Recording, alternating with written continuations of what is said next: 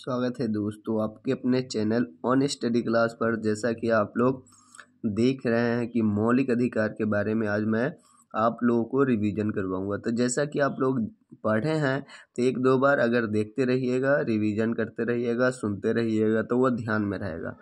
अगर पहली बार देख रहे हैं तो इसको एकदम ध्यान से देखिए ताकि आप जो है इसको सही से समझ सके, याद रख सके। तो चलिए स्टार्ट करते हैं। तो मौलिक अधिकार क्या होता है आपको तो पता ही है।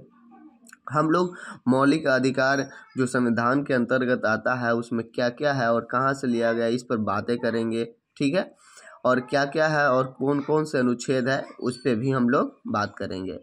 तो ये मौलिक अधिकार जो है वह संयुक्त राज्य अमेरिका के संविधान से लिया गया है। कहाँ से लिया गया है? अमेरिका के संविधान से लिया गया है। इसको एकदम ध्यान में रखिएगा, मौलिक अधिकार, ठीक। उसके पश्चात जो है इसी में एक है मौलिक कर्तव्य। जैसा कि मैं पिछले वीडियो में बताया हूँ कि वो है रूस से। तो अधिकार और जो है मौलिक कर्तव्य से जो है दोनों में कंफ्यूजन ना कीजिएगा। उसमें मैं ट्रिक भी बताया हूँ, अगर आप लोग नहीं देखें तो जा कर के देख सकते हैं ताकि उसको जो है अलग अलग डिफाइंड कर पाइएगा। अगला जो है इसका वर्णन संविधान के भाग 3 में है। ये एकदम ध्यान में रखिएगा, कई बार पूछा हुआ है। अनुच्छेद की बात अगर की जाए तो 12 से 35 के अंतर्गत आता है ये मौलिक अधिकार। क्लियर? 12 से 35, तो इसको भी ध्यान में रखिएगा। अगला है इसे अधिकार पत्र भी कहा जाता है, यानी कि मौलिक अधिकार को क्या कहा जाता है? अधिकार पत्र, क्योंकि अधिकार तो दे रहा है इसीलिए।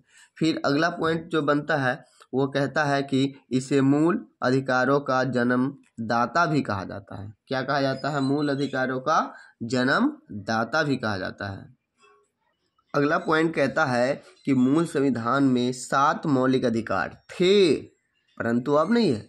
लेकिन 44वें संविधान संशोधन के द्वारा संपत्ति का अधिकार का मौलिक अधिकार की सूची से हटाकर इसे अनुच्छेद 301 के अंतर्गत कानूनी अधिकार के रूप में रखा गया है। तो इस सब को ध्यान में रखिएगा।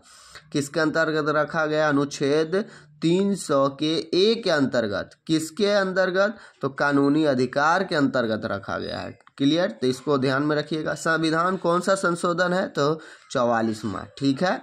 उससे पहले संविधान में कितने जो है मौलिक अधिकार होते थे? तो वो 7 होते थे। अब कितना होगा? तो 6 होगा। इस सब को जो है ध्यान से रखिएगा। अगला पॉइंट आपका बनता है, अगला पॉइंट है आपका जो 6 मौलिक अधिकार है वो कौन कौन है और किस किस अनुच्छेद के अंतर्गत आएंगे। तो यहाँ पर जो है विस्तार में चर्चा नहीं होगी, बल्कि जो इसका विस्तार अगले वीडियो में आप लोगों को मिलेगा। तो यहाँ पर आपको ये समझना है कि कौन से अधिकार जो है किस किस अनुच्छेद के अंतर्गत आ जाते हैं, मतलब उसके बीच में आते हैं। उसके अंदर जो है बहुत से होते हैं अनुच्छेद। तो यहाँ पर हम लोग बात करेंगे समता या समानता का अधिकार। समता या समानता का अधिकार तो आप समझिए रहे हैं कि किसी भी भेदभाव जो है वो सब जो है ना वो कीजिएगा तो आपको जो है कानूनी कार्रवाई लड़ सकता है, यानी कि अधिकार दिया है।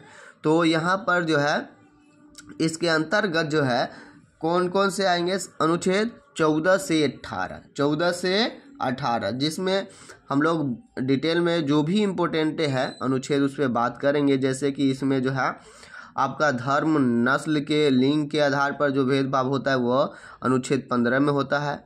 और अस्पृश्यता का अंत जो होता है वह होता है अनुच्छेद 17 में। तो ये सब हम लोग बाद में बात करेंगे। क्लियर? क्योंकि वो सब भी इम्पोर्टेंट है जो कि हम लोग बाद में बात करेंगे। अगला पॉइंट आपका बनता है क्या?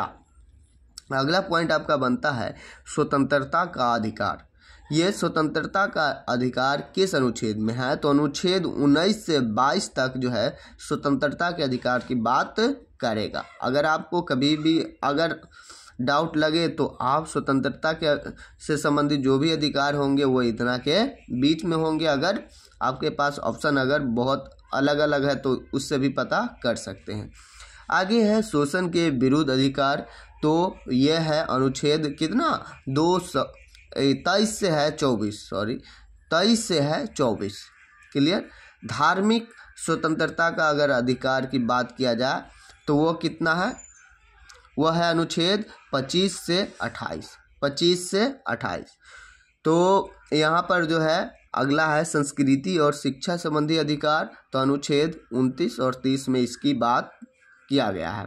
फिर आपका नेक्स्ट है संवैधानिक उपचारों का अधिकार, जो है वह है अनुच्छेद आपका 32। तो एक बार फिर से ध्यान से सुनिएगा, हमारे पास 6 मौलिक अधिकार है, जिसमें समता या समानता का अधिकार 14 से 18 है अनुच्छेद में।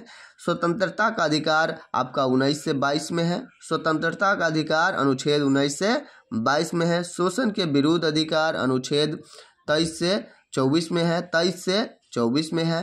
धार्मिक स्वतंत्रता का अधिकार 25 से 28 में है, 25 से 28 में है। संस्कृति और शिक्षा संबंधी अधिकार अनुच्छेद 29 और 30 में है। संवैधानिक उपचारों का अधिकार अनुच्छेद 32 में है। तो इस तरह से इसको ध्यान में रख सकते हैं, क्योंकि ये सब रिवीजन का चीज़ है, ये सब एग्ज़ाम में एकदम आते रहते हैं। तो आप इसको किसी भी तरह से दिमाग में सेट करने की कोशिश कीजिए और उसको रखिए, ताकि आपको एग्ज़ाम में इसमें गलती ना हो। तो फिर मिलेंगे हम लोग नेक्स्ट वीडियो में, तब तक आप लोग अच्छे से पढ़ाई कीजिए। Thank you for watching.